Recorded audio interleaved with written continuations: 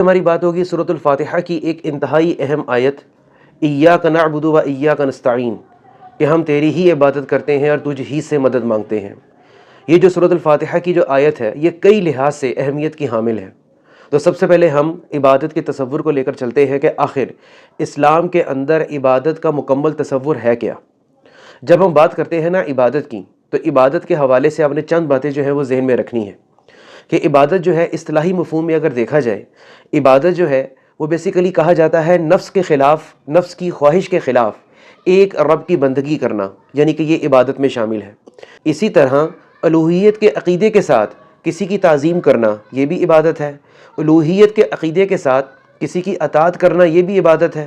अलूहियत के अक़ीदे के साथ किसी के साथ मोहब्बत करना, ये भी इबादत है।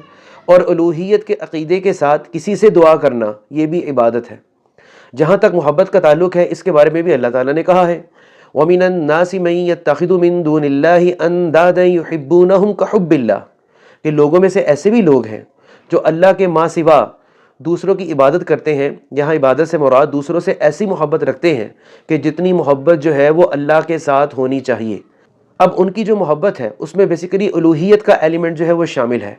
इसी वजह से अल्लाह ताला ने कहा है कि ये जो मोहब्बत जो अल्लाह के लिए होनी चाहिए वो अल्लाह के माँ सिवा जो है वो मोहब्बत करते हैं, तो ये चीज़ जो है यकीनन ये शिर्क में दाखिल हो जाती है। और जैसा कि मैंने कहा कि उलूहियत के अंदर दुआ भी शामिल है। आम तौर पर होता क्या है कि हम इबादत को, अपने रुकू, सजदे और क़याम को अलहदा तसव्वुर कर लेते हैं और दुआ को हम अलहदा तसव्वुर कर लेते हैं, लेकिन ऐसा होना नहीं चाहिए, क्योंकि उलूहियत के अंदर दुआ भी शामिल है। और जब उलूहियत के अंदर दुआ शामिल है तो इसका मतलब ये है कि दुआ जो है ये भी इबादत ही है और इबादत का हिस्सा ही है। जिस तरह हदीस है अद्दुआ हुवल इबादा, कि दुआ ही तो इबादत है। एक और हदीस है अद्दुआ मुख्खुल इबादा, कि दुआ जो है वो बेसिकली इबादत का मगज़ है। इसी तरह अल्लाह ताला ने कुरान पाक में भी कहा है, वला तदउ मअल्लाहि इलाहन आखर, तुमने अल्लाह के साथ किसी और मबूद को नहीं पुकारना, किसी और से दुआ नहीं करनी, किसी और के सामने अपनी ज़रूरियात को नहीं रखना। तो बेसिकली इबादत के अंदर सब चीज़ें शामिल हो जाती हैं। इबादत के अंदर बंदगी भी शामिल है, ताज़ीम भी शामिल है, अताअत भी शामिल है, मोहब्बत भी शामिल है और दुआ भी शामिल है। अब हम कुरान पाक में देखते हैं इसके हवाले से, अल्लाह ताला कहता है वअबुदुल्लाह वला तुशरिकू बिही शैआ, और अल्लाह की इबादत करो और अल्लाह के साथ किसी को शरीक ना ठहराओ। इस कुरान की आयत के अंदर दो बड़ी अहम बातें जो हैं वो छुपी हुई हैं।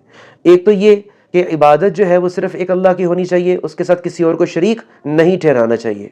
मतलब वहदानियत का मानी भी इस इबादत में छुपा हुआ है, वहदानियत का। और वअबुदुल्लाह, और इसी वअबुदुल्लाह में परस्तिश का मानी भी छुपा हुआ है, यानी कि इबादत के हवाले से वहदानियत भी इसका मानी है और परस्तिश भी इसका मानी है। इसी तरह सूरह यासीन की जो आयत नंबर 60 है, उसमें अल्लाह ताला कहता है अलम अहद इलैकुम या बनी आदम अल्ला तअबुदु शैतान, कि ए बनी आदम, क्या मैंने तुमसे अहद नहीं लिया था कि तुमने शैतान की पैरवी नहीं करनी। यहाँ तअबुदु शैतान का मानी जो है वो इबादत के मानों में नहीं आ रहा, अताअत के मानों में आ रहा है। और अताअत जो है वो हमेशा किसी के हुक्म की पैरवी करने का नाम होता है, अहकामात की पैरवी करने का नाम होता है, और उसके साथ साथ उसूल व ज़वाबित की पैरवी करने का भी नाम होता है। तो इस हवाले से अगर देखा जाए तो लफ्ज़ इबादत जो है वो वहदानियत का मानी भी देता है, परस्तिश का मानी भी देता है, और अताअत का मानी भी देता है, ताज़ीम और दुआ का मानी भी देता है। तो हमें जब हम ये कहते हैं इय्याका नअबुदु, कि हम तेरी ही इबादत करते हैं, तो इसका ये सारे मफ़हूम हमारे ज़हन में होनी चाहिए। ये सारे मफ़हूम हमारे जहन में होने चाहिए, परस्तिश के एतबार से भी, बंदगी के एतबार से भी, और ताज़ीम के एतबार से भी, अताअत के एतबार से भी, और दुआ के एतबार से भी। ऐसा हरगिज़ ना हो कि परस्तिश तो हम अल्लाह की कर रहे हैं लेकिन दुआ किसी और से मांग रहे हैं, कि हम परस्तिश अल्लाह की तो कर रहे हैं लेकिन अताअत किसी और की कर रहे हैं। हम परस्तिश अल्लाह की तो कर रहे हैं लेकिन ताज़ीम और मोहब्बत का इजहार अल्लाह के मुकाबले में किसी और के साथ कर रहे हैं।